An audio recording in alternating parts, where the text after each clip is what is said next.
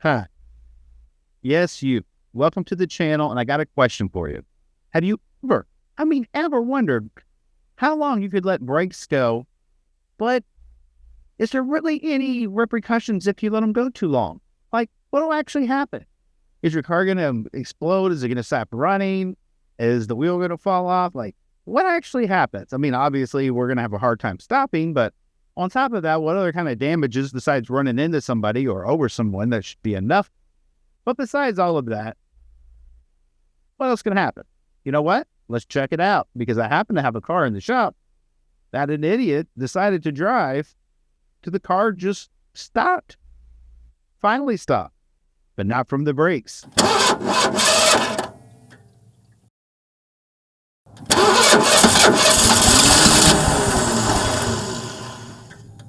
Okay, guys, so let's talk about this.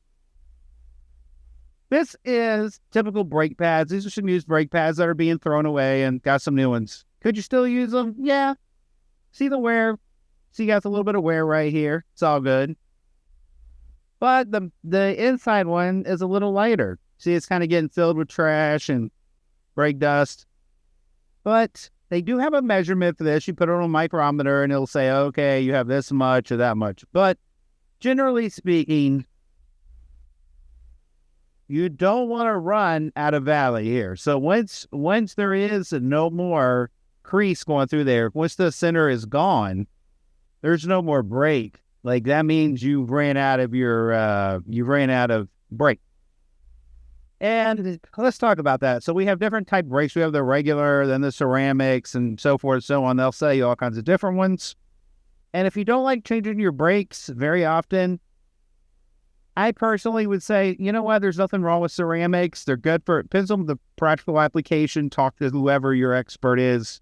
Find out the best brake pads. But all of them need to be checked thoroughly and regularly, because if it starts getting down to this point, something very bad can happen. Not this one. This one's actually pretty safe.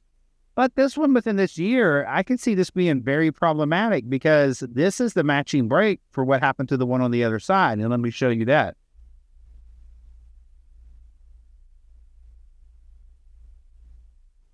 So this is its twin from the passenger side. See what happens? It's just pure steel here. Nothing. There is no pad. There is no steel. And this is what happens. It just runs out. And then basically, it's running on this rotor. And I don't know if you can see, maybe I could use my pen here just to give you an idea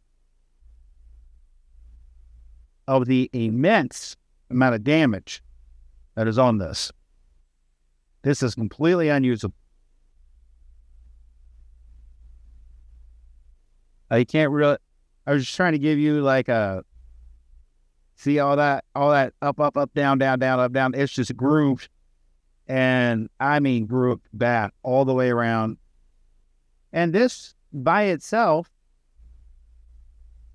should have been a sign, because this is what it would sound like. This is what metal sounds like.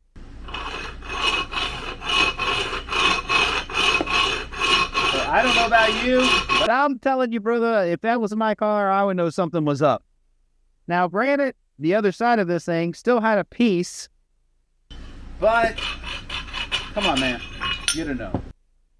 But that still doesn't answer the question. What kind of damage can happen? Well, we see the first thing can happen. We don't really care what happens to the pads because they're throwaways.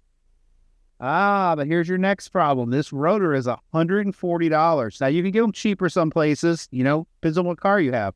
Some rotors go way up from there and some go way down, but a rotor is going to be pretty pricey. You could figure at least $100 to $150 for a nice quality rotor. So that's the first thing that happens. And as soon as this happens, it's down. They can cut this down, that's sure, but they can only cut it down so far. And you see other damages happening. See that crack right there? It's gotten so hot it started cracking. There's chips right here. I mean, this thing is effed. There is no coming back. So the rotor is shot. So you can't stop. You got noisy ass brakes and your rotor shot. Now, here's where it gets expensive. Here's your brake cylinder. Now you're like, hey, car man, why didn't you just compress this back and use it? Well, once the brake sits in there and gets compressed, as you can see, there's almost no room. This comes out of its socket. So there's no way for it to go back in unless you rebuild it. And most of you aren't going to have the wherewithal to do that. Could you? I guess. I haven't tried to do one that's been overextended. I'm sure you could. My problem is I'm thinking there's going to be damage in the bore back here. That's why I wouldn't waste my time and money with it. All right, so what's the next problem then? All right, well, the next problem is brakes. Your brake caliper is toast. It's toast. It's junk. So it starts as a set of $30, $50 pads, depending on what you're spending.